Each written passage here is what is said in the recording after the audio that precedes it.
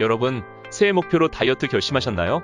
열심히 하는 것보다 잘하는 것이 중요한 세상. 다이어트도 열심히만 하지 말고 이제 잘해봅시다. 결론부터 말하자면 신기하게도 열심히 달리기 하는 것보다 가볍게 조깅하는 것이 다이어트에 더 효과적입니다. 그 이유는 사람마다 살이 빠지는 최적의 운동 강도가 각각 다르기 때문입니다. 알수 신비. 우리 인체가 에너지원으로 사용하는 대표적인 영양소, 탄수화물, 지방, 단백질, 줄여서 탄단지는 모두 우리 인체의 에너지원이지만 신기하게도 우리 인체는 운동의 강도에 따라 사용하는 에너지원의 비율이 다릅니다. 어떤 강도의 운동이냐에 따라 탄수화물이 더 많이 사용되거나 지방이 더 많이 사용될 수 있다는 것입니다. 즉, 운동을 열심히 하는 것이 중요한 게 아니라 지방을 사용하는 운동을 해야 살이 빠지는 것입니다. 그렇다면 어떤 운동을 해야 지방을 사용할까요? 우리 인체는 최대 산소 섭취량의 65% 이하의 강도, 즉 조깅 정도 혹은 그 이하의 가벼운 운동을 해야 지방을 에너지원으로 사용합니다. 다음 표는 운동 강도별 에너지 소비 비율을 측정한 것입니다. 표를 보시면 운동 강도가 증가할수록 지방의 사용은 줄어들고 탄수화물 사용이 늘어나는 것이 보이시나요? 오히려 65% 이상의 강도부터는 탄수화물을 더 많이 사용하게 되는 것입니다. 65% 이상의 운동 강도, 즉 달리기나 수영 정도의 운동을 살을 빼는 목적으로 한다면 굉장히 비효율적입니다.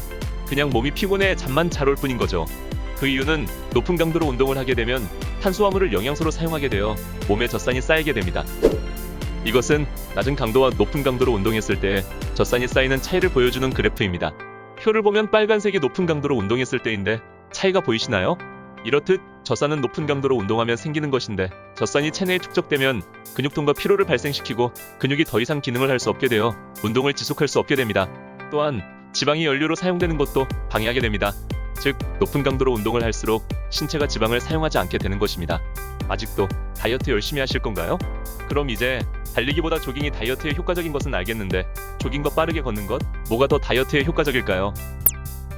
체육과 남학생 8명을 대상으로 한 연구에 따르면 조깅을 한 그룹이 빠르게 걸은 그룹에 비해 지방 산화율은 낮지만 총 에너지 소비량이 높아서 결국 지방이 더 많이 빠진 결과가 나왔습니다. 큰 차이는 없지만 아쉽게도 빠르게 걷는 것보다 조깅이 더 다이어트에 효과적이네요. 결국은 다이어트의 조깅 수준의 운동이 가장 효과적인 것입니다. 조깅은 고강도의 운동과 지방은 비슷하게 사용하면서 몸의 부담도 적게 생겨서 더 오랜 시간 운동이 가능하다는 것입니다. 결론적으로 다이어트를 위해서는 달리기 할 체력으로 조깅을 좀 더 오래 하는 것이 가장 좋은 것입니다. 물론 같은 시간을 운동하더라도 조깅이 효과적입니다. 나는 조깅도 힘들다 하시는 분들은 조깅 10분 대신에 빠르게 걷기 20분을 하는 것도 좋은 방법입니다. 시간은 더 걸리더라도 지방은 더 많이 빠질 수 있습니다.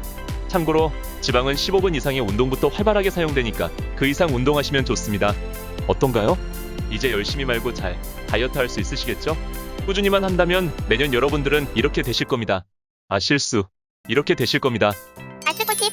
추운 날 운동 시에는 체온 저하를 방지하기 위한 떨림 현상으로 지방 대사가 더욱더 활성화된답니다.